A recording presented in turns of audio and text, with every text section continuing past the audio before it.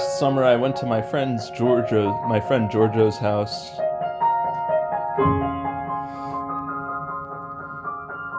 He lived in a palace in Austria.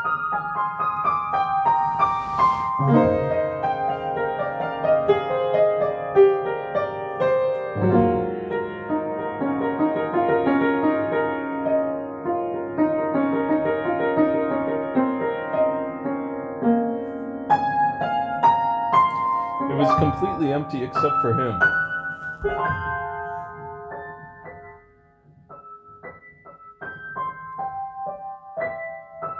And his 2 dogs and a cat.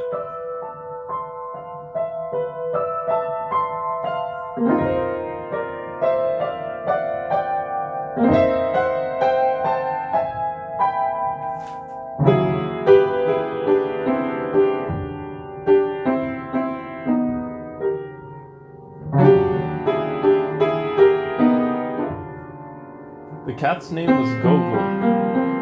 I don't remember the dogs' names.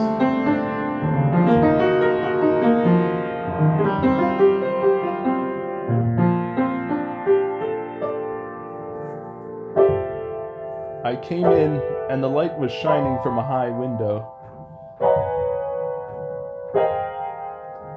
And Gogol was sitting in the window and watching a squirrel that was running across the yard.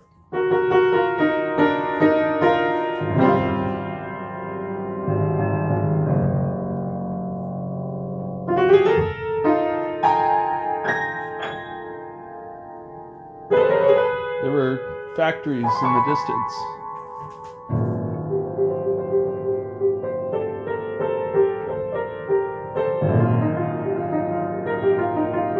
Those were textile factories.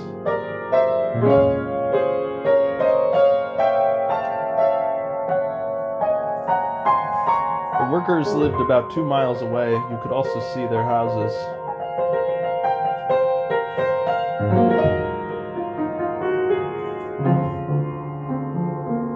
They were too poor to own cars, so they rode bicycles to work.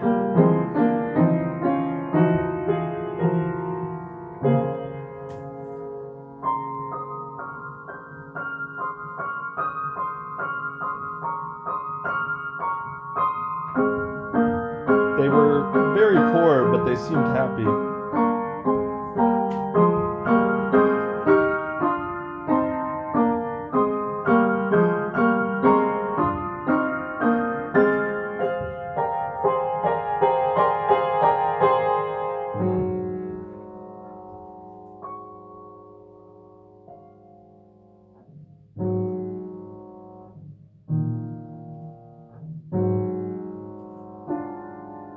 They were close-knit and led a personal life among family and friends. But Giorgio lived all alone, except for Gogol and the 2 dogs.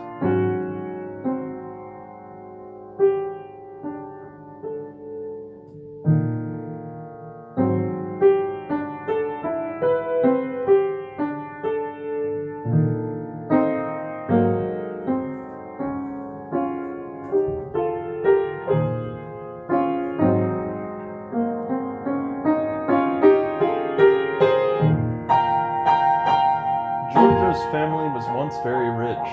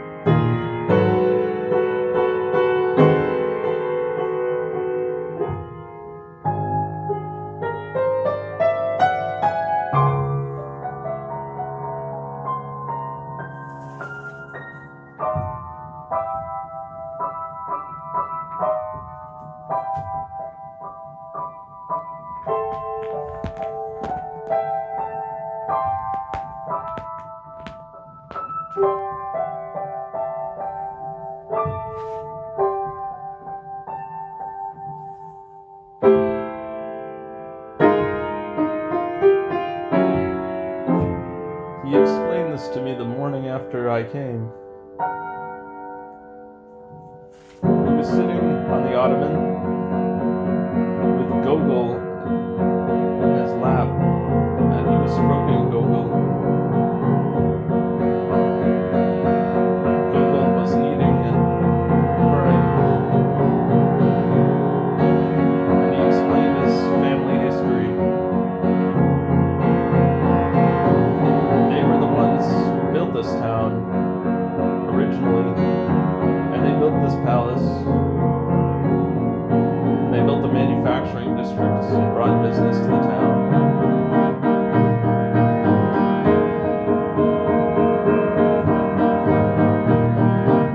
But over time, things didn't go so well for them, and they fell into decline.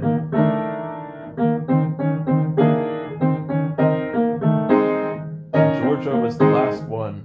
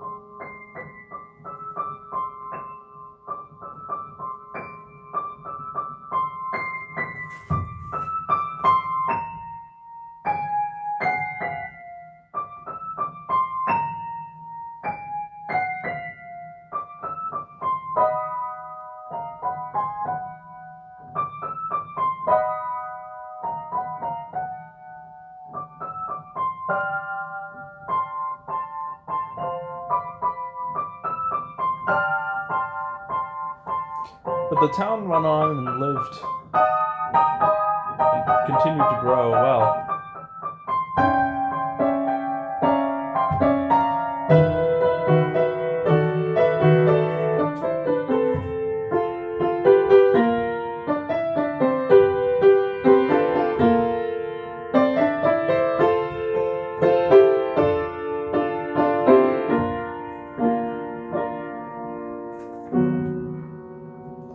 About 10 years later, I came back to the town.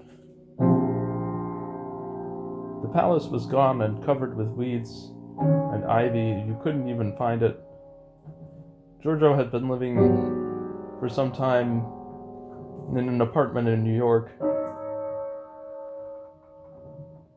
His mother was American.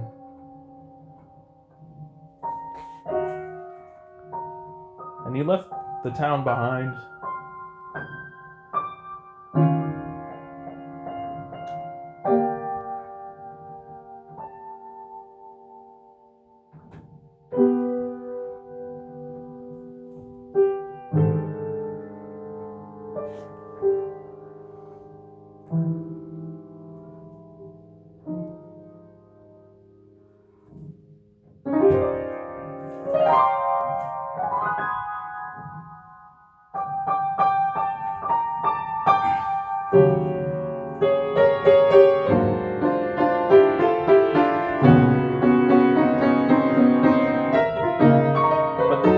As I said, was doing very well economically.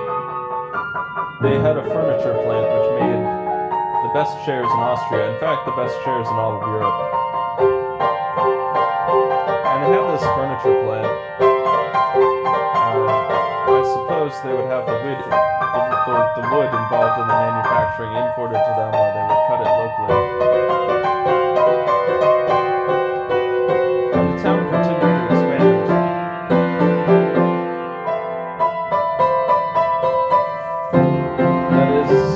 Until the early 90s, they were bought out by IKEA.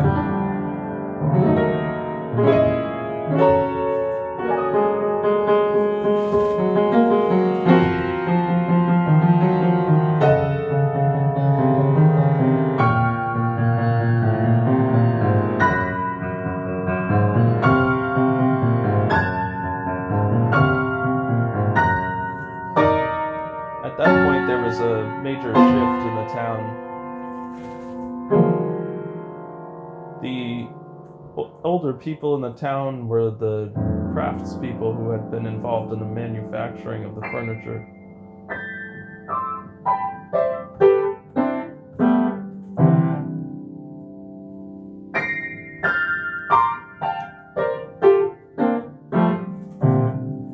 This, I should add, was about 30 years later.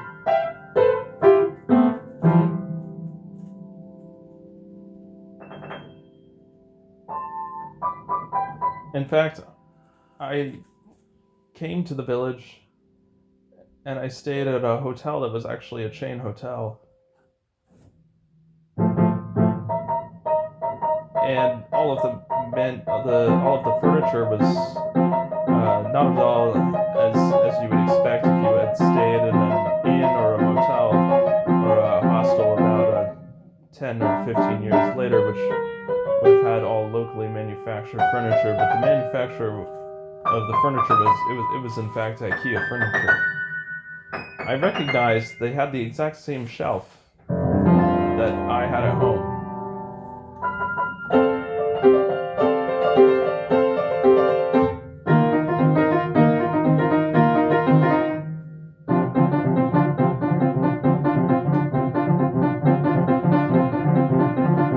And a cat that looked like Gogol was sitting on it.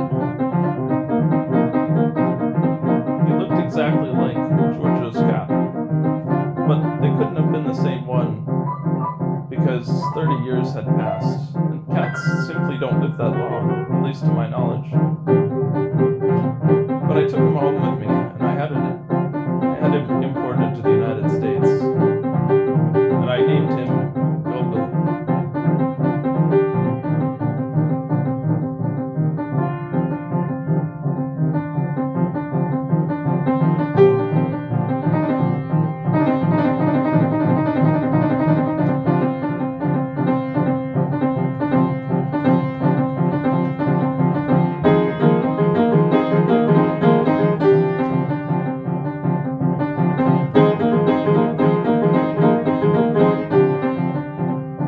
Time I lived in a small city in the northwest of Massachusetts.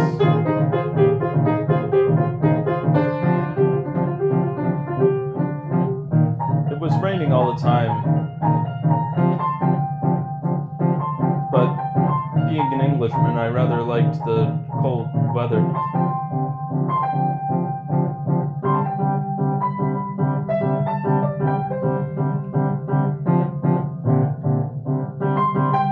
Cold and rainy weather, I should say. It was very cold and rainy. It was raining all the time. And my house was a modernist house, all made of cubes and squares. And it had many colors. It was a very colorful house. It looked a bit like a piece of IKEA furniture.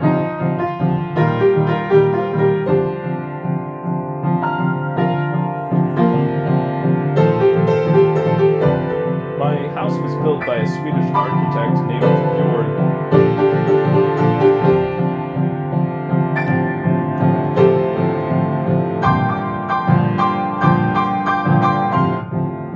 Björn came into this country in 1985. I believe his original purpose was to become a fashion designer.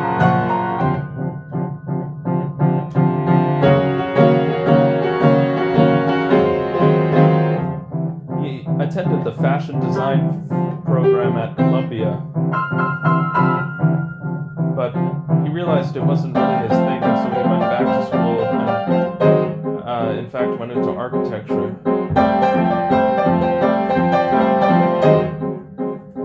He was distinguished by being one of the first people to use computer-aided design software in the practice of architectural design.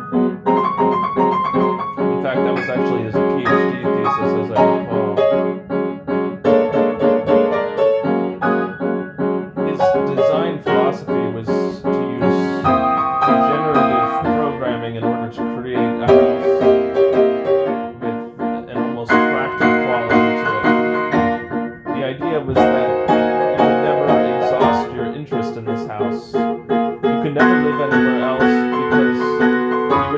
to live anywhere else. You could never get tired of living in this house. Every room had an infinite series of sub-rooms and sub-rooms, which led into more and more rooms.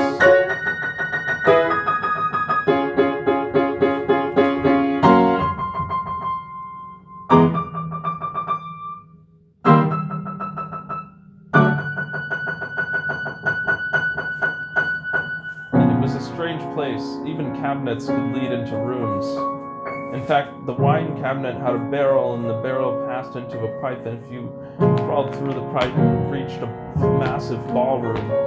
This wasn't a very practical way to reach a ballroom, as you would imagine. Someone wearing ballroom dress would have to crawl in a very small space with a substantial amount of clothing to get there. But that was precisely the genius of Borg's design. He wasn't thinking about practicality, he was thinking about aesthetic. That's not something that's appreciated much in this time. We simply don't think about aesthetic.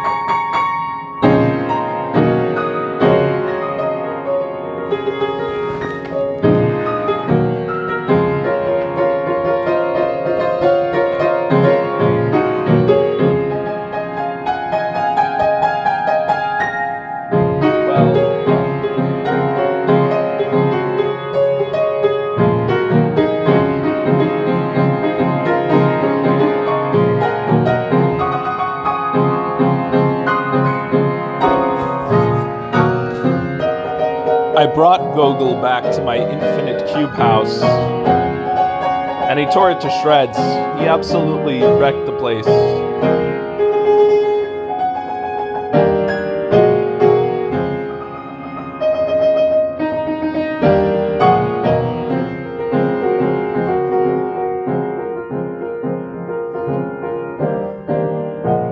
Ever since then, I hadn't had the will to go back there, so I simply moved back into my parents' house, which I'd inherited.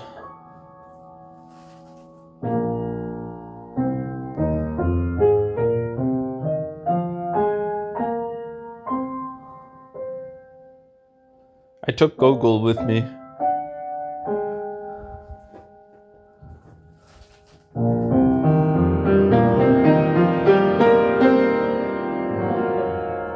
Gogol is quite the playful little boy.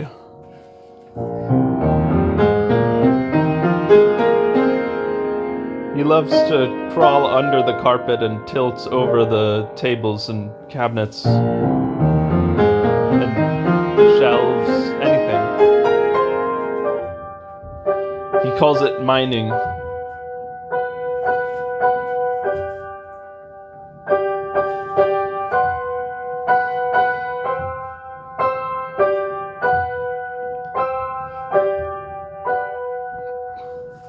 They were thinking about writing a cartoon strip about him. In fact, I even met a cartoonist who was interested in having Gogol featured as his next big subject, his next big character.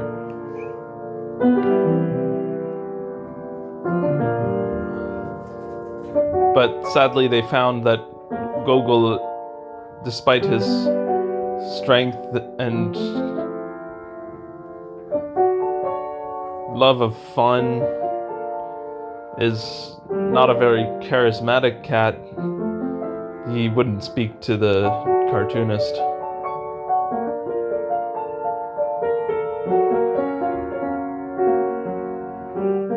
I did think him a very particular type of creature, and I thought he deserved to be featured in art. So I took to watercolors. I became very interested in painting my own watercolors. And I would paint Gogol in watercolors. Watercolors really capture the motion and dynamism of the cat's fur, in my opinion.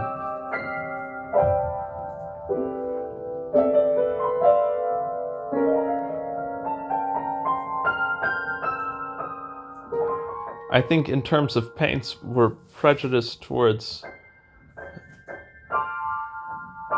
materials that recreate the texture of human flesh.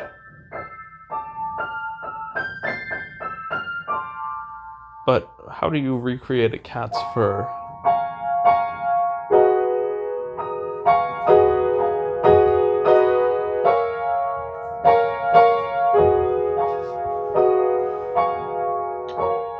These days, I'm more and more interested in 3D printing and digital technology.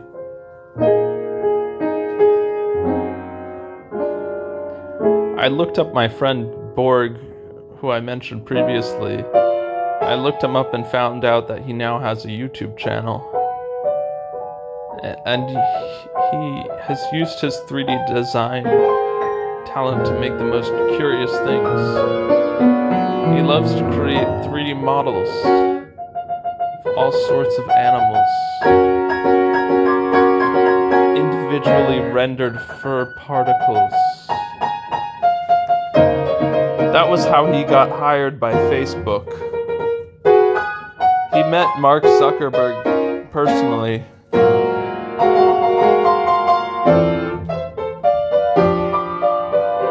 He said that Mark Zuckerberg's office was like a stadium of innovation and excitement.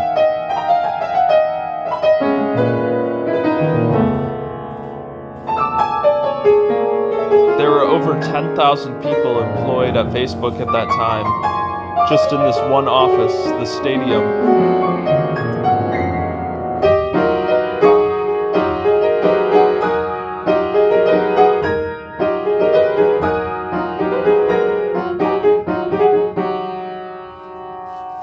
Borg invited me to the stadium. I had to get a special plane ticket just to go to the stadium itself.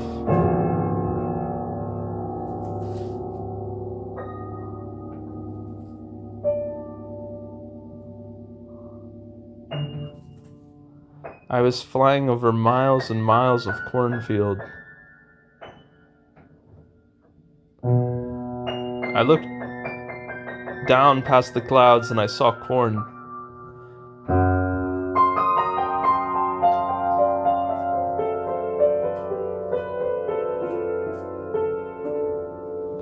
And as we were flying, I heard a loud crack in the distance. I thought it must be thunder. The plane started to swivel and shake in the air. I didn't know what was going to happen next.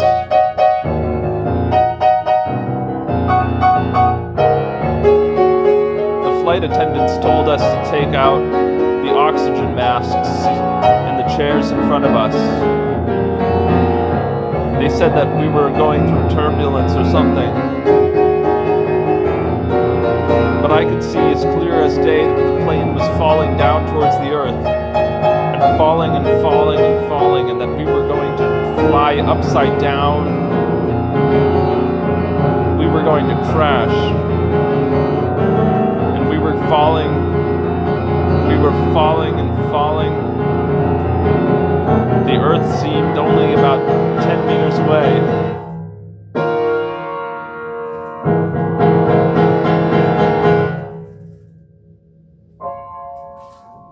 And then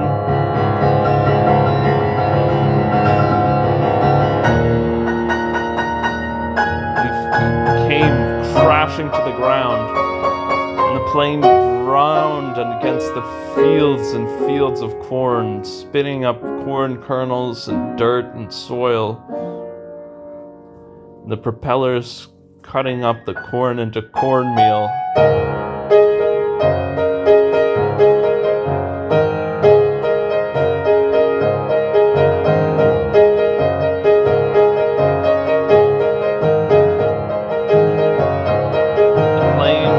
Drifted forward for a bit, but finally came to a stop, and we found ourselves having pulled off the oxygen masks and exited the plane. in a vast field of corn stretching in all directions.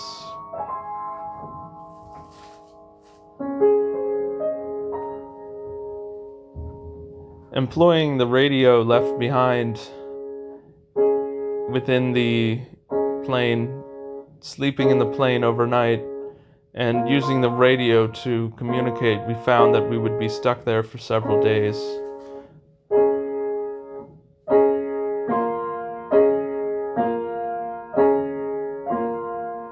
I knew that Borg would be worried about me. I was very anxious to see him and look into what he was doing with his work at Facebook. I was very upset. It's very difficult to go through a plane crash.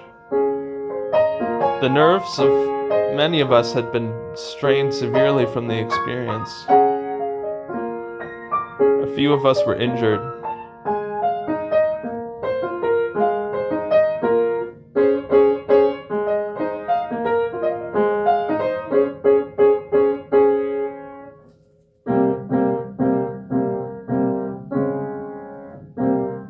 One man broke his arm in the collision.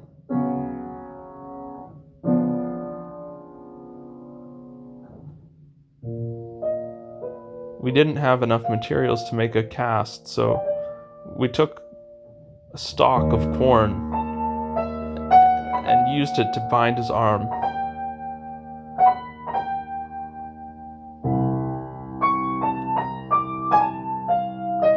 In fact, corn was to become the source of life for the next couple of days. The source of food, the source of nourishment, yes, but also the source of bedding materials, currency,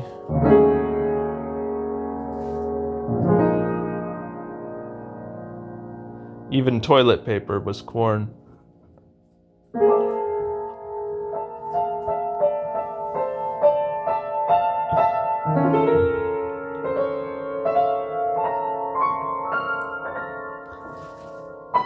One elderly woman sold off all her jewelry just for a few strips of corn, just for a few cobs.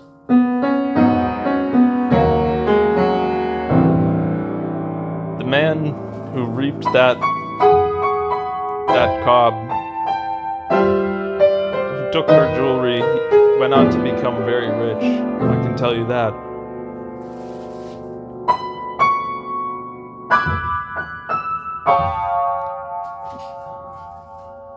As for me myself, I was too weak to engage in the expedition.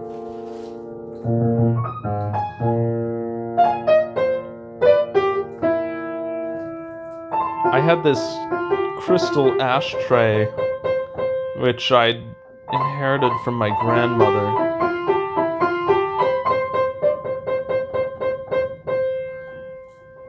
And it was embossed in gold with this kind of Egyptian eye and scarab. Apparently she'd been part of some sort of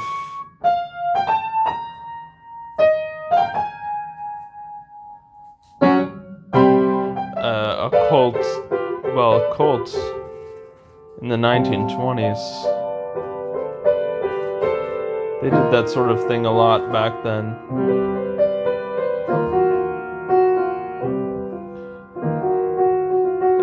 It was one of her most precious possessions because of the way she came into possession of it. I believe that she had been in a women's college, enrolled in a women's college, and the sorority house she had been engaged in. During a trip to New York, they became engrossed in this sort of cult. And it was on the 20th foot floor of 13th floor. Yes, the 13th floor of this skyscraper. Art Deco skyscraper. And they had the works of this French artist, this surrealist French artist, all displayed in the main floor. And they had pools, water. Many people came to gather there during that time. It was a high society place. The cult, as I said, was located on the 13th floor. They came up regularly to dine on the top floor, the 20th floor, as I've said. They would smoke cigars and watch the people down below, all the people. They would come back down and smoke opium and have orgies. Anyway, I had come in possession of this ashtray, and I in fact had to trade it away for some corn cob, as I was stranded in this place for 4 days. One woman really knew what to do with the corn. She took the corn, and she took two large flat stones out from a river, and she proceeded to grind the corn. She did it so artfully, with taking one of the grindstones as sort of a plate and taking the other stone, I believe it was a piece of granite, and she actually held it almost like a facing plate and held the two perpendicular to each other and began to grind away at the corn until only the stalk was left. That was reserved, just in case. But we took the main part of this corn flour, this sort of powder made out of the corn, and we dried it overnight. And over the next couple of days,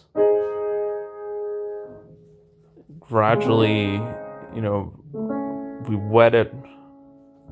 I won't say what we wet it with, but it was sufficient to turn it into a kind of dough. Over time, the dough began to accumulate the natural yeasts from the surrounding space. We built this clay kiln, and we fired the dough. We made bread out of the corn. This was all this woman's doing. I was fascinated by the process of it. I never thought that you could do something like that with your hands.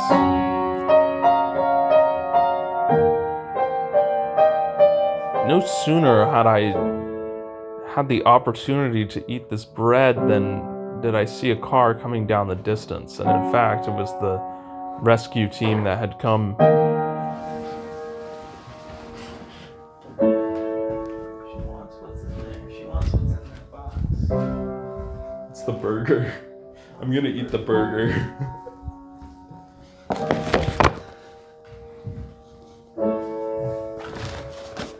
The rescue team brought burgers with them. That was all well and good by me because I was very hungry. The burgers had cranberries in them.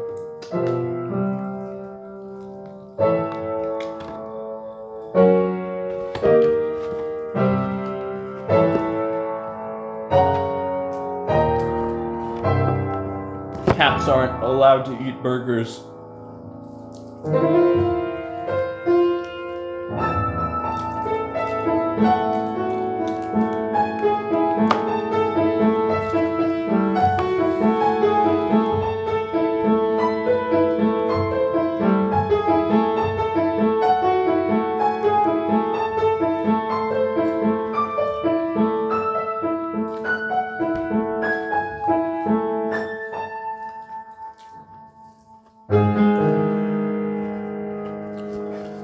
You couldn't possibly have convinced me to eat a corn burger after all of those 8 days eating raw corn.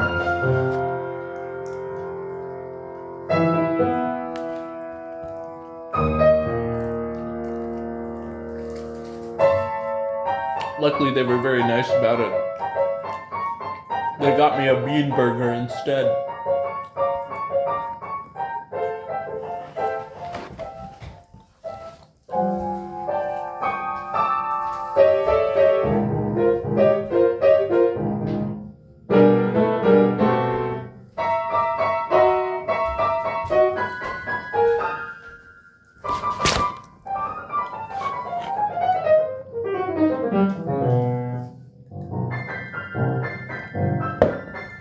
Now, a few hours later, we finally came to the Facebook headquarters, the stadium.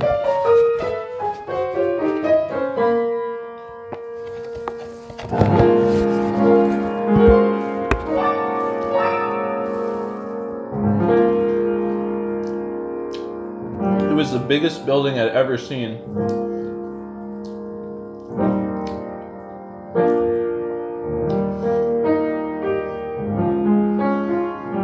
It was built more like a coliseum than a stadium.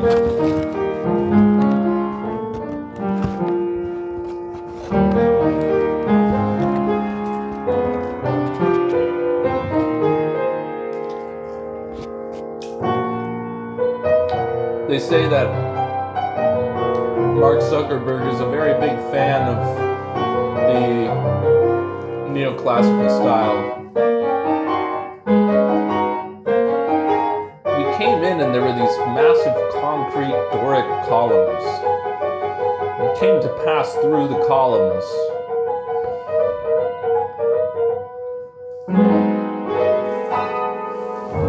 Everyone was wearing suits, or if not suits, polo shirts, the most fashionable attire that you could purchase at the local malls and shops, which were installed in the pseudo-village built just to serve those people employed at the Facebook stadium.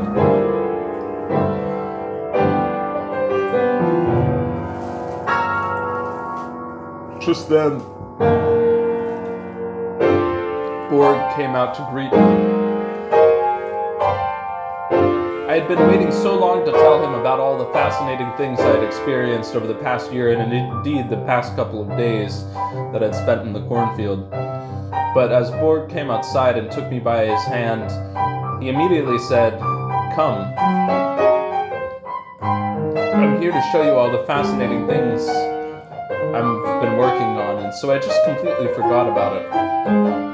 We went inside, past all these rows of people in front of large computers, wearing headsets.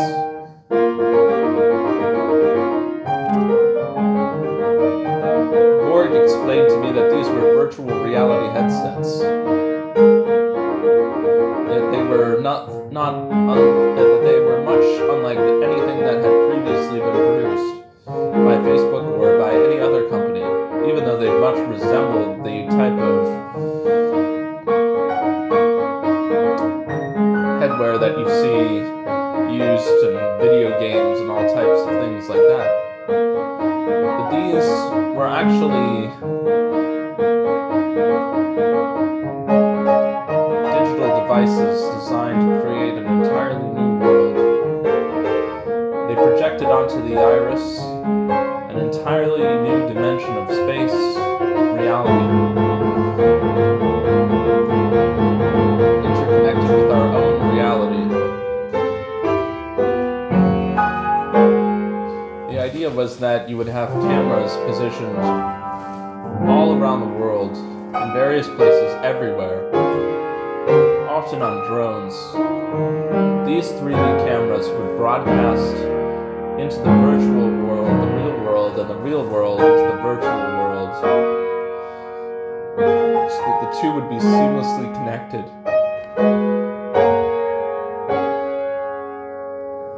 People talk a lot about teleportation technologies. That seems very far away from now, but what if you could walk together with a friend down the street, but in fact, your friend was on the opposite side of the earth? Well, that's possible with holographic technology. Borg explained with the new holograms, there would be no need for transportation because you would be instantaneously posited in any location in which you desired yourself to be presented. I told Borg that the idea was fascinating and I couldn't wait to see it implemented. He predicted that it was the future of the American market space and that the production of this infrastructure and its widespread use would come to represent the greatest advancement in American industry since the invention of the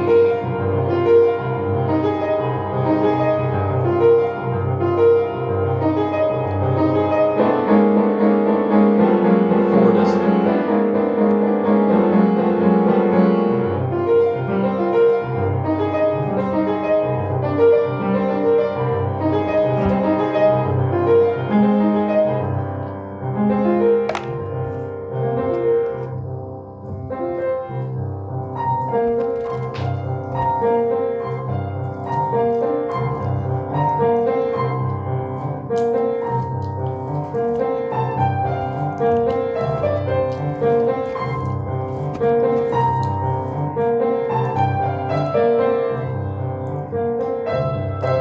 Gogol had died recently and I was really upset.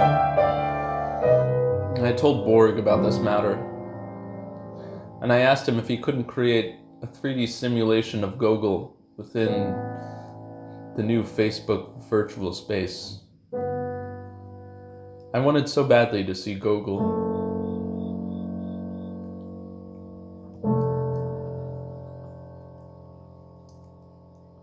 Borg remarked to me that he still had the 3D scans of Gogol from back when he'd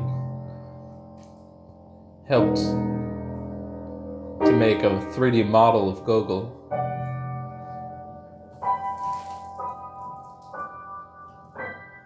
Of course, that was back when the 1990s when 3D technology was much more limited, but with the basic scans, he believed that he could produce something even far more advanced with today's modern technology, that he could bring Gogol back to life. I told him I would love nothing more than to see Gogol again. And so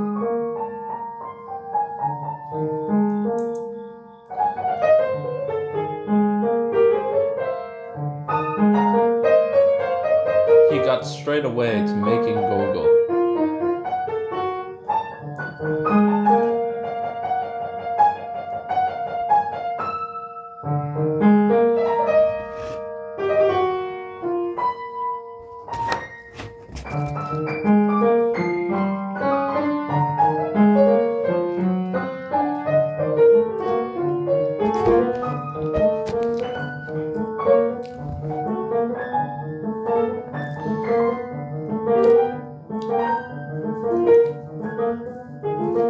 It turned out that the easiest part of recreating the cat in the virtual space was creating the 3D model to represent the cat.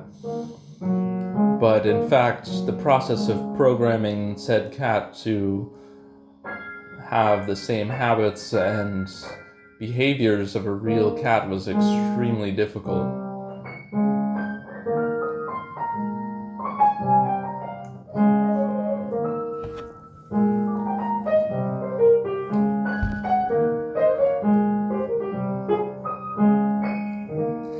Eventually,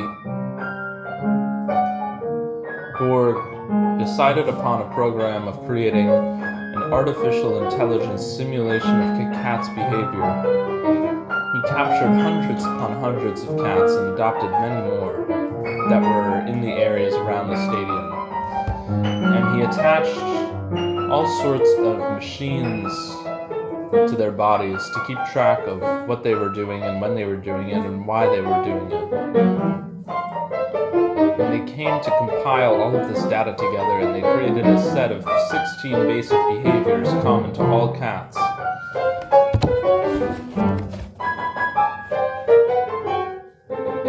Furthermore, they deduced that by judging the basic personality characteristics of the cat, they could recreate the personality of the cat using the 16 behavior traits which are common to all cats, of course in different ratios. They had me answer a personality quiz about Gogol's personality.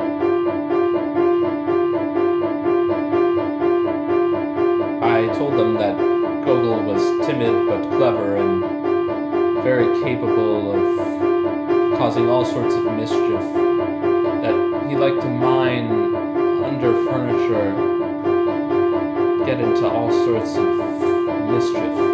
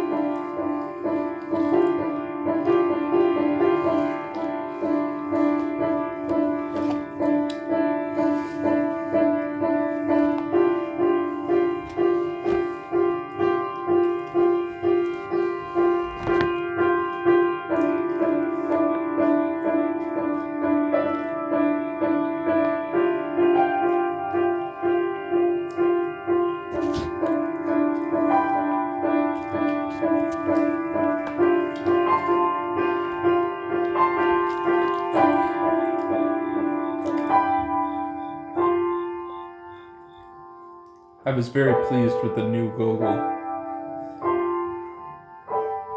We had a lot of fun together.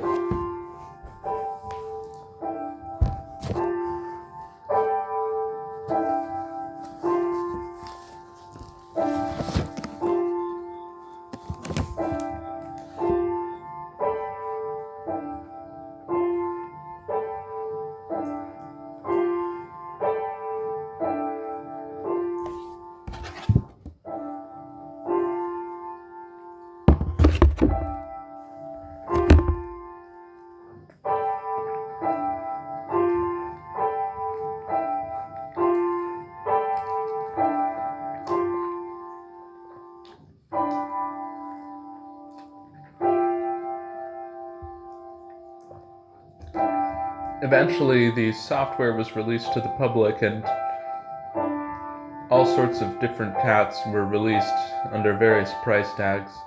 You could even customize your own cat and purchase your own cat. The Build-A-Cat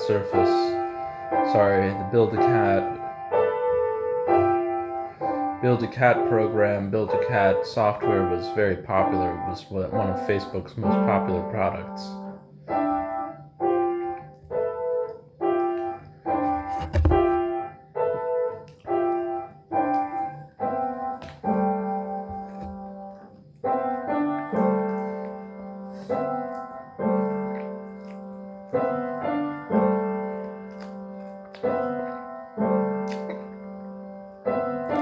But even more popular in the United States was the Build Your Own Dog software with over 2,000 breeds.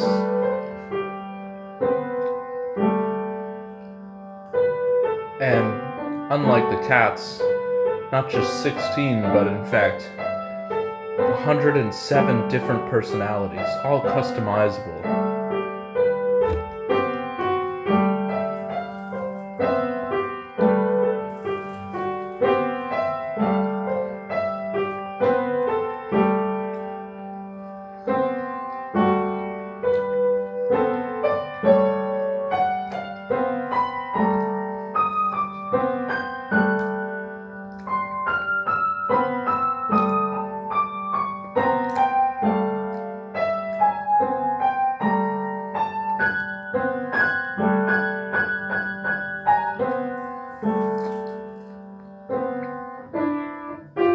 in Japan and Korea, the AI holographic cat technology was very popular.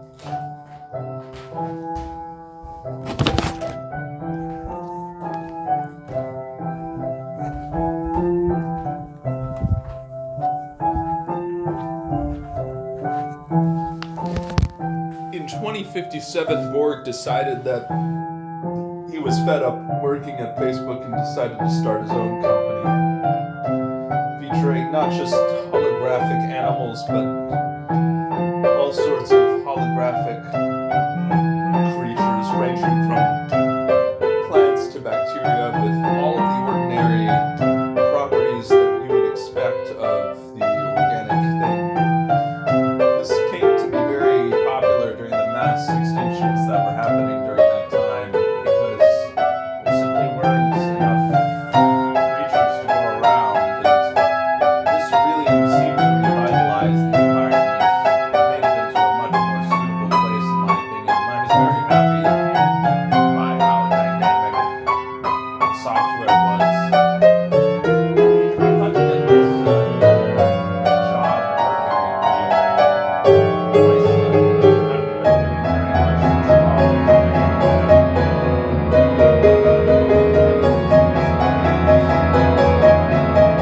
hadn't been doing very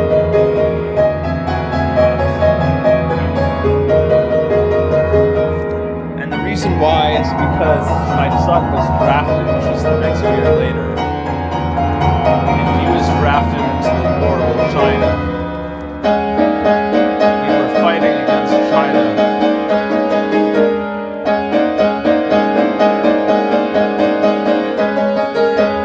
This was during the monks' uprising.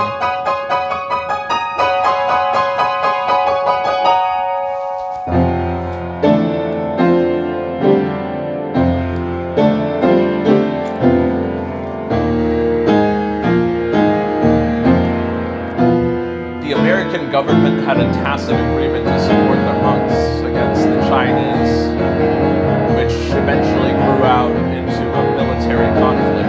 As it turned out, the monks were armed with explosives and all sorts of dangerous materials.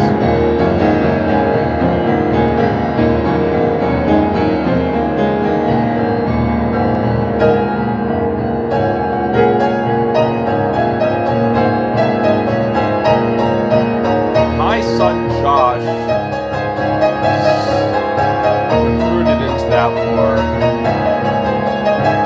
He was only 27. He had been considering getting married several times, but it just simply hadn't worked out. I knew that it would be the end for us both if he fell in battle. So I made him promise me that he wouldn't do anything dangerous, that he would take easy work, and that he would try to save his life as best as possible.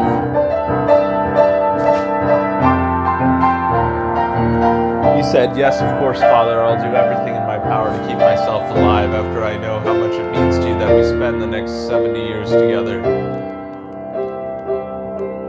And I told him, "Josh, you know, it just doesn't matter whether I live or die. With this new AI technology, it doesn't really matter that I'm dead. I'll always be here, but, you know, you're too young to become a hologram. You should live flesh and blood for a little while longer. I don't want you to become a hologram. And he said, Dad, I won't become a hologram. I'll live. I'll survive this war.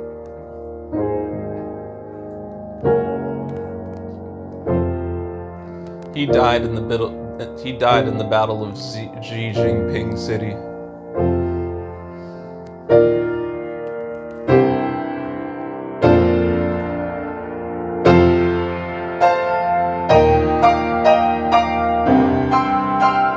He was killed by a grenade. He was killed by a grenade from his own side. They threw it at a Chinese tank which was passing them. And just as they had thrown it, they realized that the tank wasn't armed. The tank was filled with roses. And there were roses growing out of every part of the tank. And flowers and moss growing on the sides of the tank. They had mistaken it for an operating tank, but it was a work of art, this tank. They saw the flowers and they knew that it wasn't their day. The grenade bounced off the side of the tank and it hit Johnny right in the face. Blew them both to smithereens. They sent his remains back to me in a cigar box marked JJJ. Josh Johnny Jones. I cried that day. I cried all night long. I cried until the next morning when my son came up behind me and he reached out to me and he said, Dad, why are you afraid? Why are you upset? And I said, JJ, I'm so scared. I'm so scared of what it's gonna be like. I know we'll be here forever together, but it just won't be the same. It just won't be the same. And he held me close and he said, Dad, it will be the same. It will be the same like it's always been. I know I'm a hologram now, but it's okay. And you know, someday you'll be a hologram too, and that's okay too. And I said, JJ, I just don't know what to do about this. I just don't know what to think about this. You know, I've had a hologram cat for about 10, 20 years, but I don't know if I can live with a holographic son. He said, Dad, you know, that's very prejudiced of you. And I said, no, that's not prejudiced. I think that's an ordinary opinion. He said, Dad, no. You can't go around saying that you don't like holograms, that you're against holograms. Do you know what they did to the holograms in China? Do you know what Xi Jinping did to the holograms? He had them sent to labor camps. He made them work in the mines. And for you, an American citizen, to say that you don't like holograms, well, that touches me in the wrong way. I don't know what to think about that, Dad. And I said, son, I never meant to offend you. I didn't know about China. I've never been to China. I never intend to go. And I think maybe it is okay that you're a hologram now. He said, Dad, it's okay. Well, now we're both holograms. Now we're both holograms. Everybody I know is a hologram.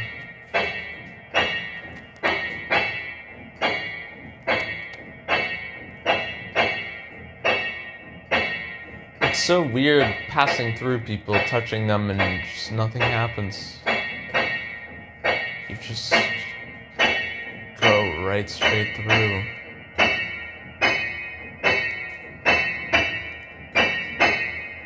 Well, they created blockchain physics to basically incorporate a system into the natural structure of the world created by these holograms to create a sense of physicality and, well, basically just to have some sort of collision detection system. It was very innovative. But we couldn't afford that back then. We were still very poor.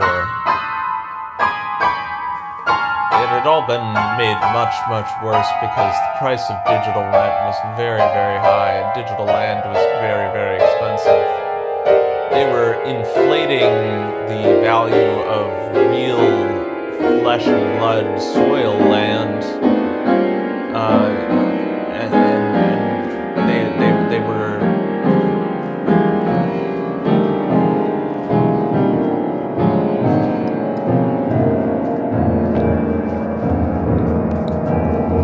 initially they claimed that every piece of digital land was directly exchangeable for a piece of physical land. But that proved not to be true. Eventually the banks were figured out. There was no physical land left. All of this digital land had been built up that simply had no physical correlate. There was a huge market crash.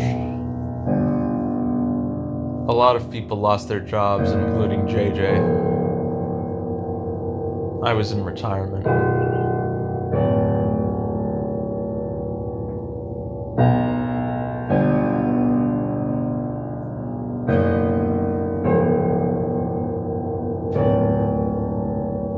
JJ thought, whatever happened to that physical land we used to have?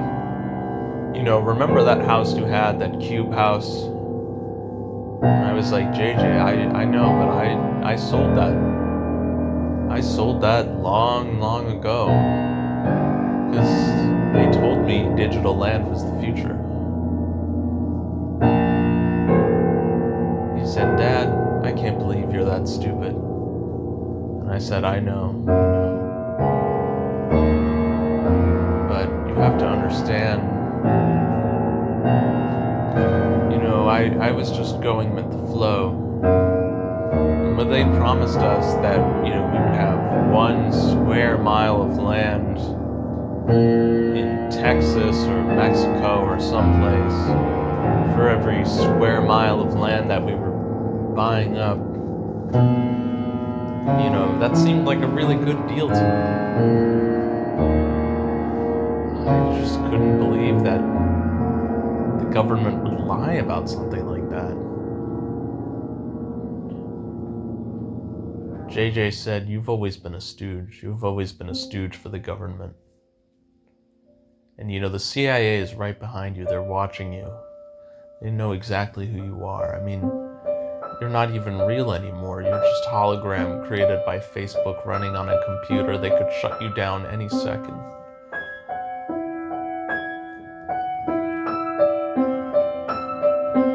I said, you think that's true? You think there's nothing I can do anymore? He said, yeah, I don't think there's anything we can do. I said, JJ, you're being pessimistic. I know you've always been a pessimist. I know you always look at things, the glass half full, glass half empty. But you should see the bright side of life, because there's so much more to life that you haven't seen. And he said, Dad, there's so much to life I haven't seen because I'm a hologram. I didn't get to experience things the way you did because I'm not real anymore. And you're not real anymore either, and you can't show me the truth about this world. I said, son, I don't know what to tell you. I think there's just as much truth in this digital world as there is in the real world. You know, I used to know this man Borg. He was a Swedish man. He worked for Facebook. He was the most intelligent man I ever met. He made gogol for us. You look at the technology on gogol, how realistic he is. You tell me God did not give us this gift. We are living on the ark. We are living on Noah's ark. So many people have been left to suffer out there without access to this holographic technology. It takes so long to gain access, to become part of this special part of society. You would just give that up, you would die. There's nothing left of you except for this hologram. Well, a few days later, I got a letter from the Department of Health and Services. They said that the little cigar box I'd received in the mail was actually a hoax, and that the entire time my son was actually alive and in a coma. JJ was alive, he was in a coma.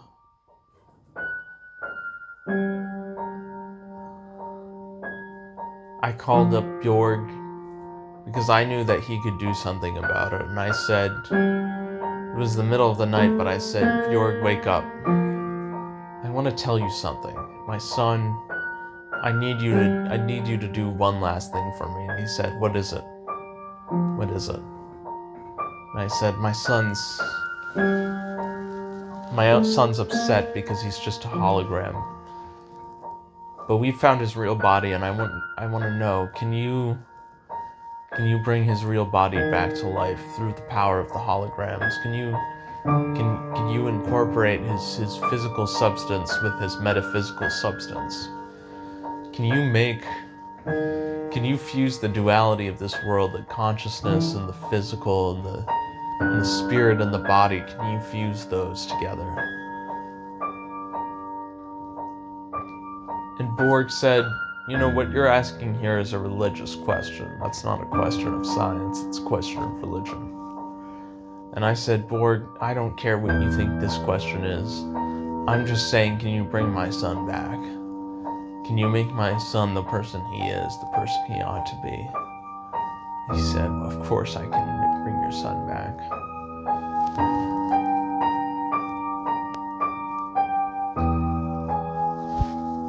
Now, they had this new technology at that time,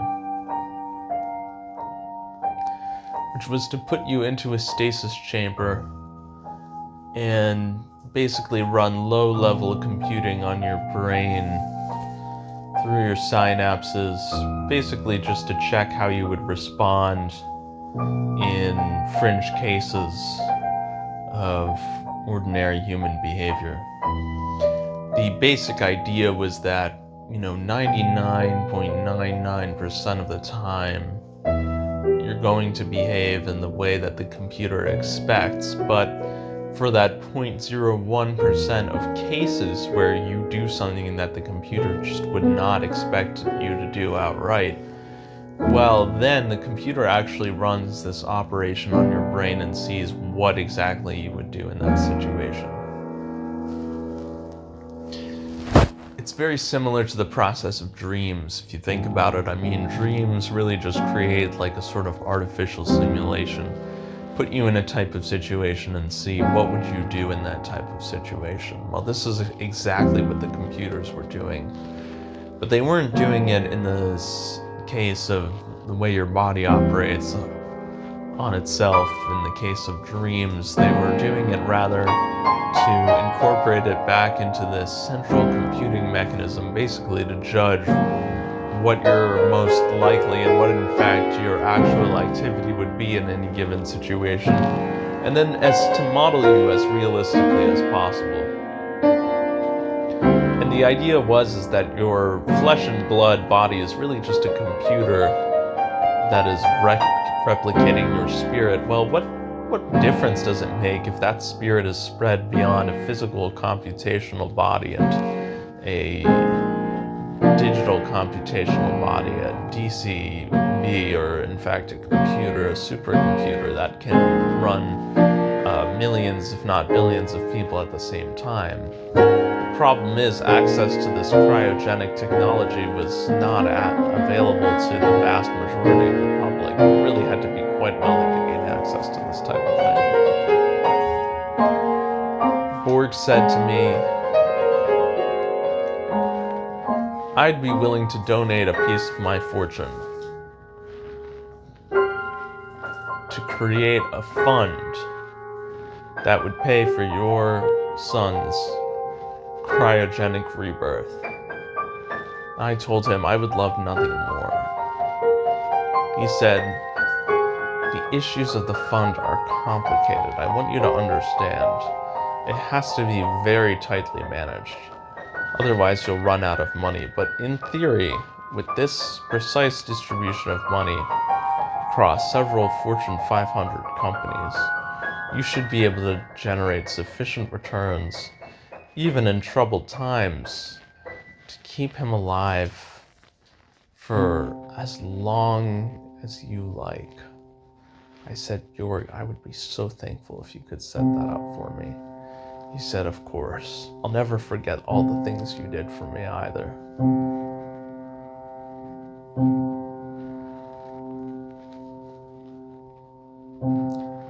So we created my son's cybernetic machine to keep him alive. He looked almost like Darth Vader in there.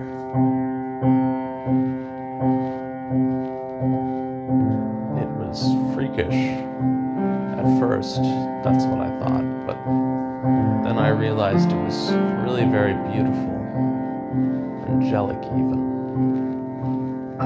My son JJ was going to come back to life, and I thought there was nothing more I would want to life than to know that he was alright in this world, that he could do something fascinating, that he could become a fascinating person. That life had been denied to him just because of the time, but I realized that that sort of thing could go on forever. You know, you could live forever inside a machine. That's precisely what I was prepared to do, and so I said, yeah, let's do it. We brought my son JJ back to life. That's the story of how it happened.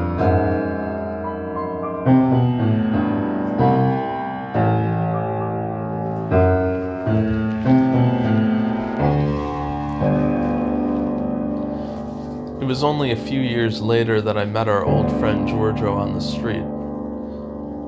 Digital Hanover.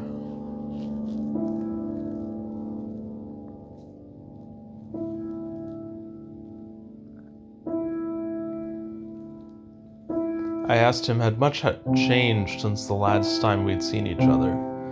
In fact, it had been many, many years in the past. He said,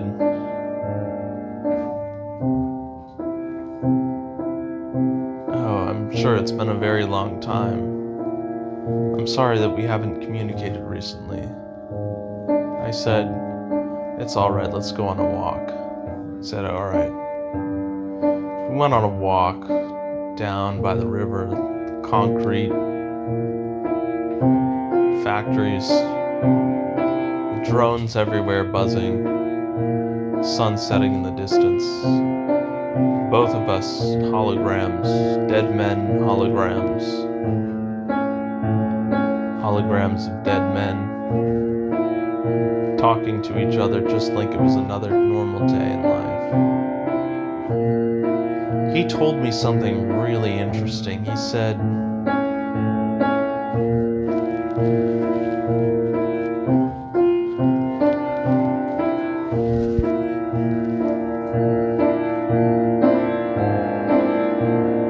watching the transformation in places over time, and that everything had become unrecognizable since it was in our youth. I said, really, are you sure? He said, yes, and I'd like to show you something. So he took us out.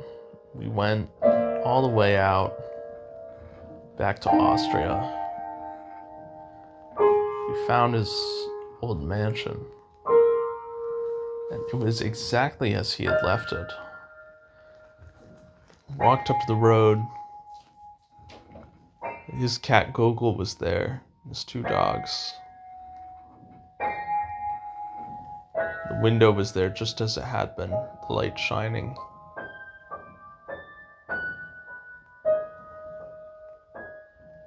Then the most bizarre thing happened. I walked up to the windowsill just as I had so many years in the past, and I looked out into the distance.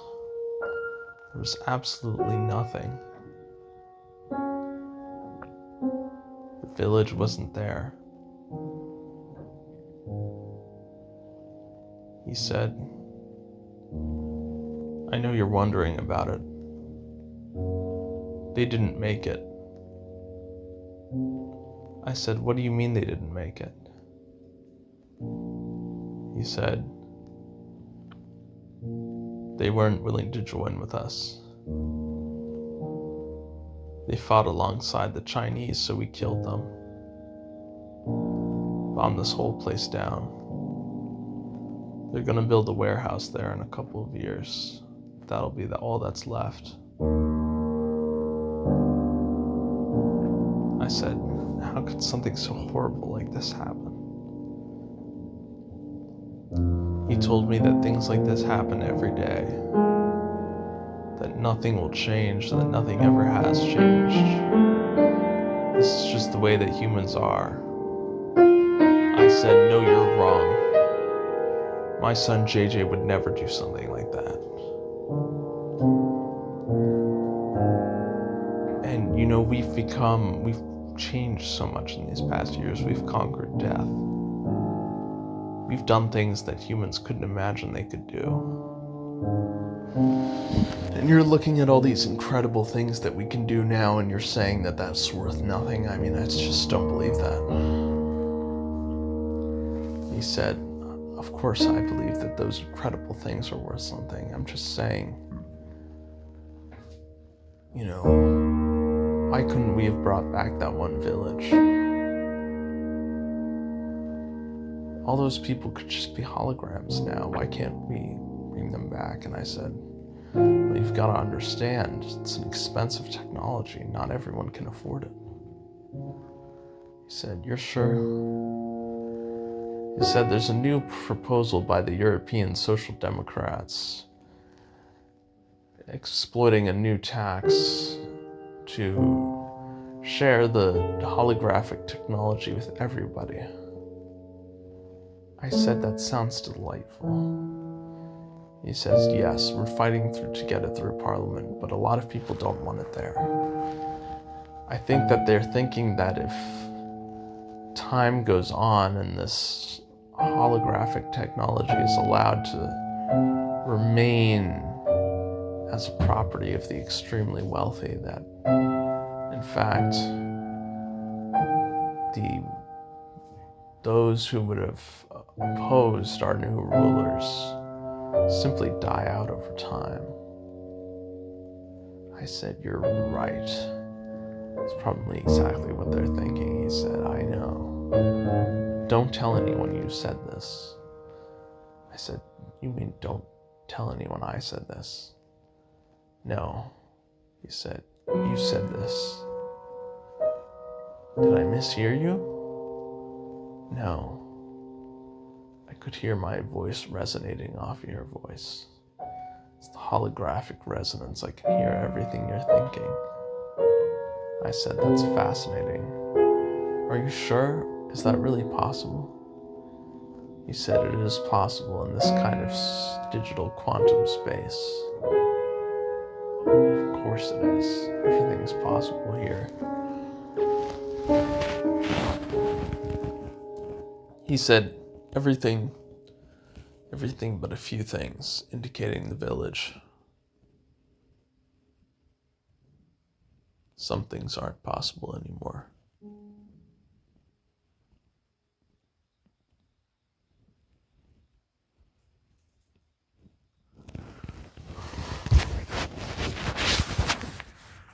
10-10.